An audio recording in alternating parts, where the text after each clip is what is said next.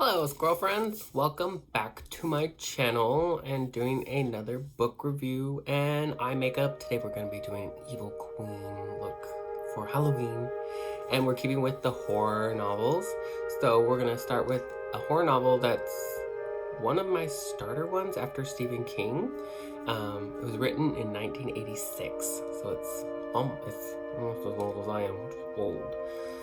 It is The Necroscope by Brian Lumley. You probably have not heard of this, but it is a fantastic horror novel. It is about Harry Keough, and he is British. Harry's had quite the unfortunate life. His mother remarried when he was younger, and the guy was horrible, and his mom mysteriously died. She disappeared, and Harry always thought that there was something not quite right about how she died. Always just never was real satisfied with his stepfather, and his stepfather took him in, and his stepfather was very rich. His stepfather took him in and continued to stay. He stayed with his stepfather. But Harry was always a very interesting boy. Pretty much a loner, rather be on his own than with the other kids. But as Harry got older, Harry started to develop his powers. Harry is a necroscope. Now, you're like, what is that? Is that like a necromancer? Sort of. It's a term I'm pretty sure that Brian Lumley has made up. I've never heard of it outside of these books. It is a very long series. I got into this series by one of my very good friends in high school, Penny. She got me into this series. So when his powers start to manifest, sorry, I'm just jumping all over the place apparently. He manifests into a necroscope. Now, a necroscope is different than a necromancer. Necromancers are traditionally evil people that can converse with the dead through their bodies.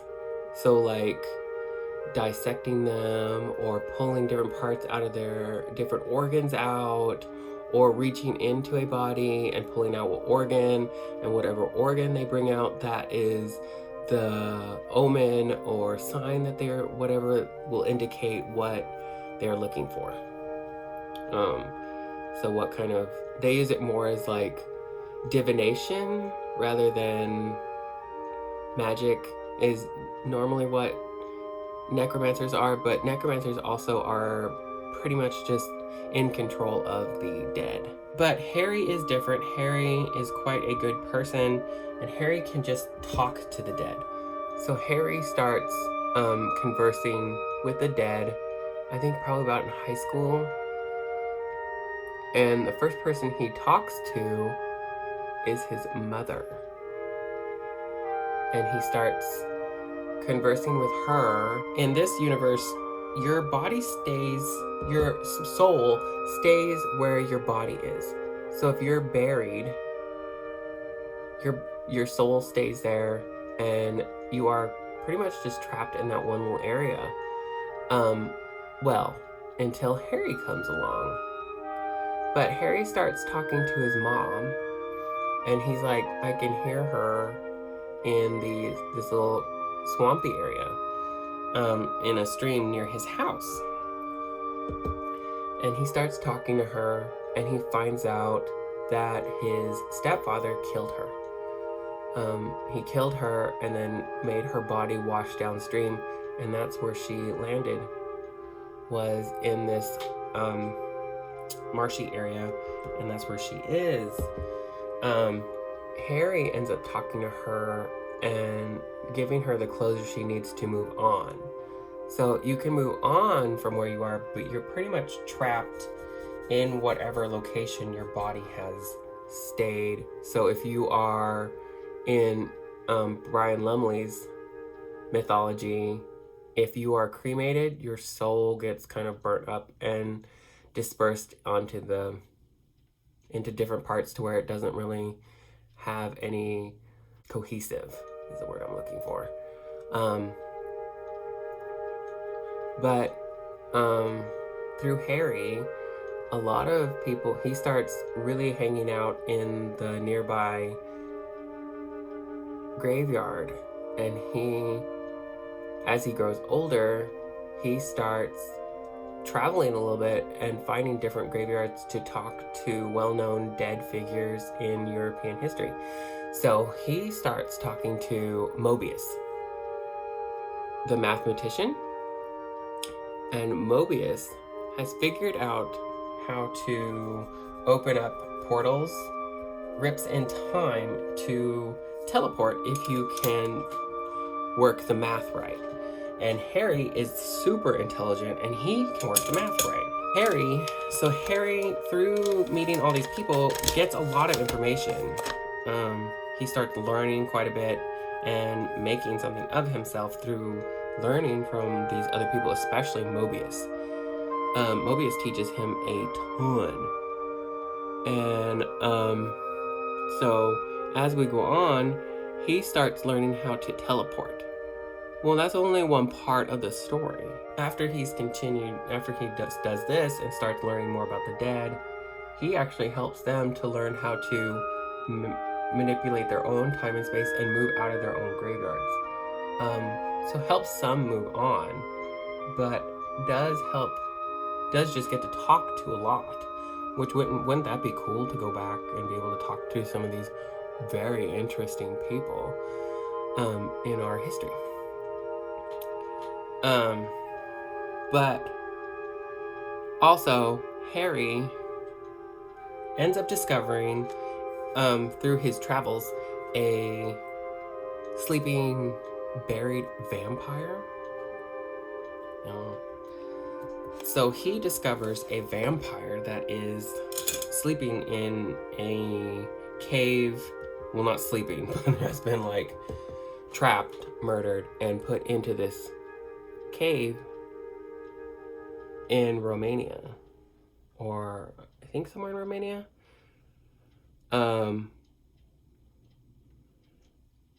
And he starts getting nervous about talking to this entity because it's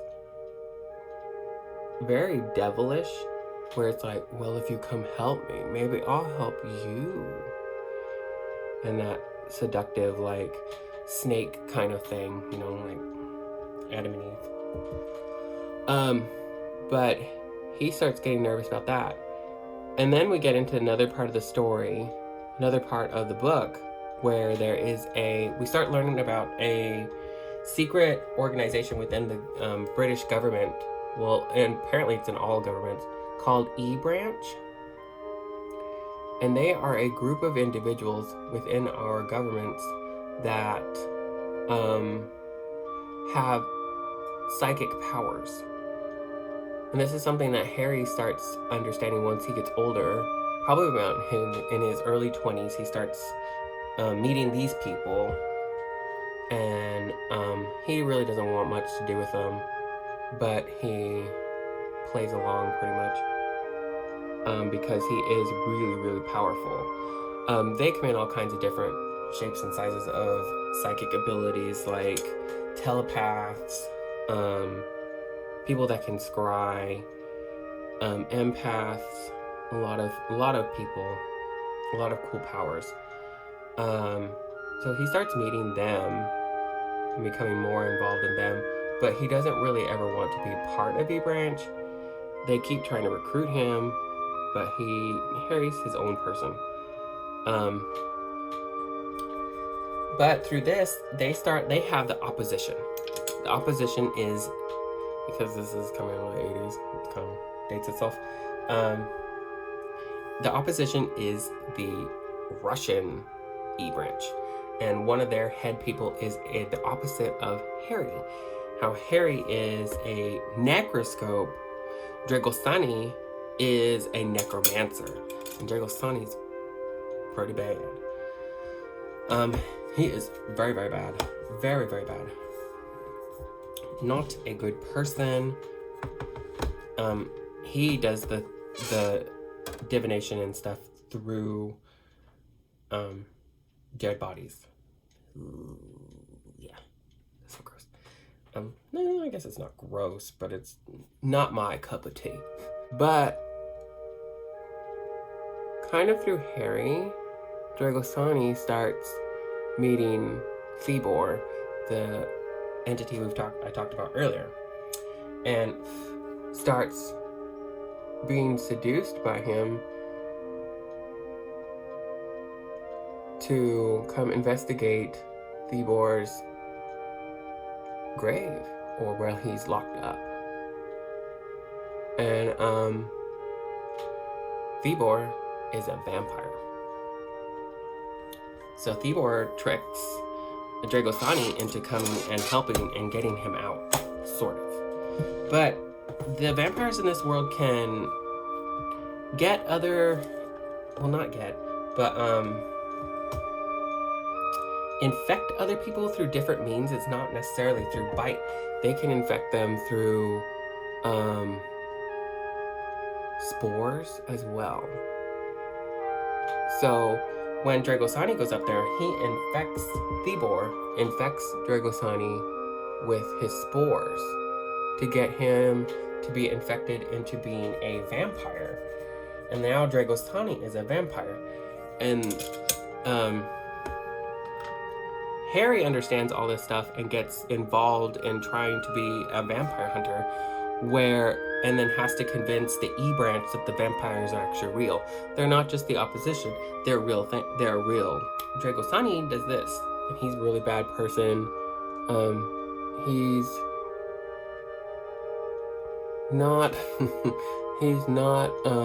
doesn't really have a lot of morals, but they paint the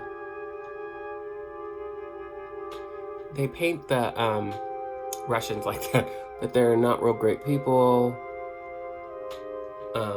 that they have no real moral compass as much as like the British do, which is telling other times, you know, that, oh, you know,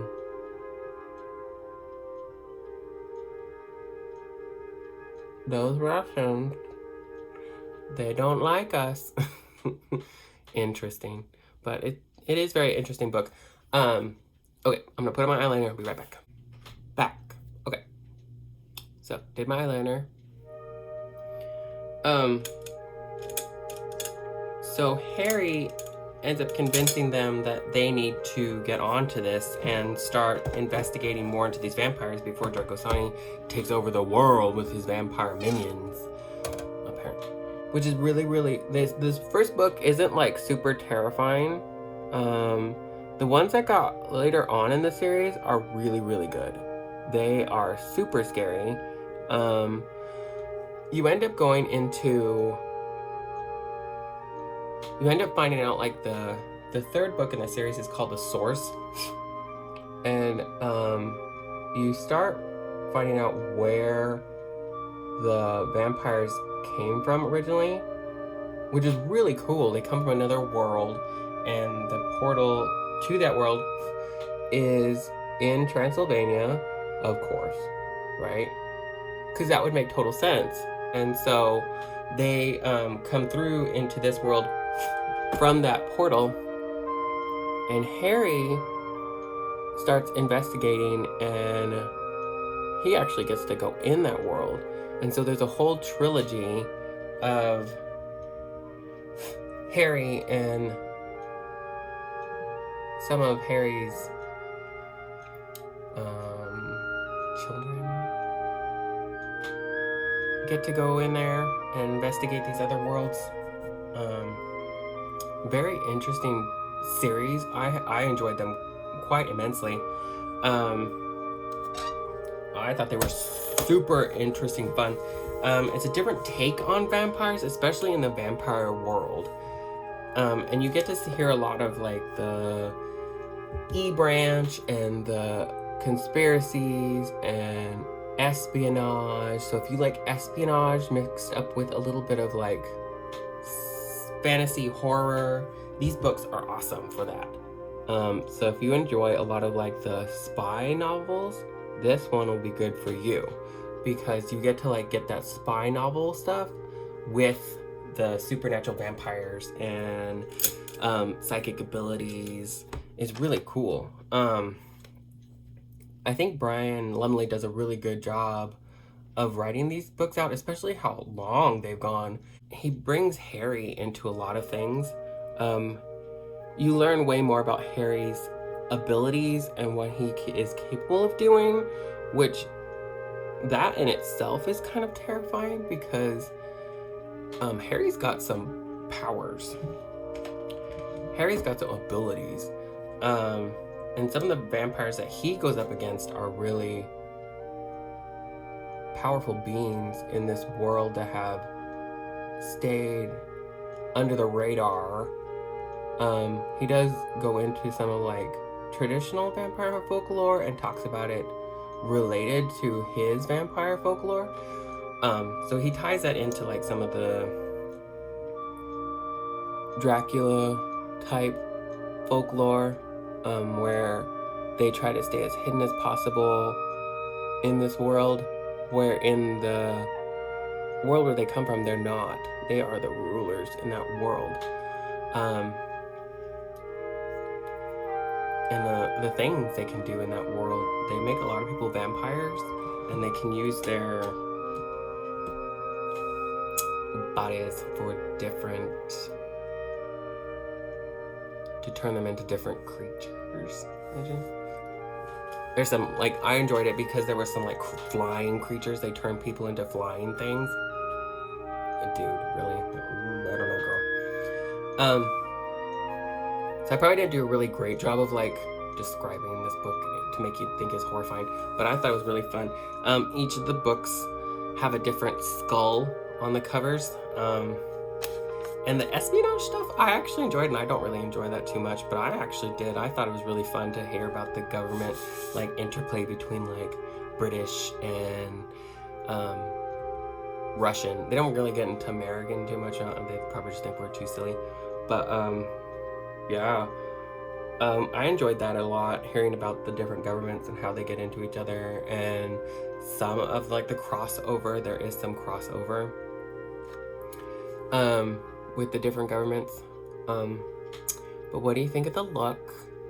A little bit Evil Queenish. I did purple earlier today for work, but I enjoy this black and gold because I like black and gold.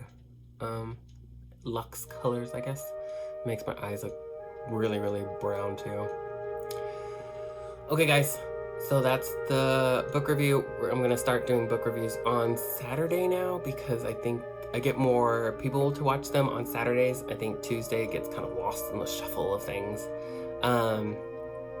If you have any Halloween books that are favorites to you, comment in the section below, and I'll try to read them in time to do a book review for Halloween. The Halloween looks are gonna get more and more intricate as we continue on. This one's fun, but not super intricate, but it does do more than I'm used to, and I'm not used to doing the halo eye, which I've started really enjoying, was the halo eye. Okay, guys, so I hope you're being safe out there. Keep washing your hands. Keep washing your hands. Wear your mask. Wear your mask. Wear your mask. And be nice to other people. I hope you're having a great morning, afternoon, evening, or middle of the night. If you like makeup and hearing me talk about craziness, like books and silly stuff like that, if you have a topic you want me to talk about or something like that, or you have an idea for a video, let me know in the comments. I will see you guys again next Saturday. Have a great night. Bye.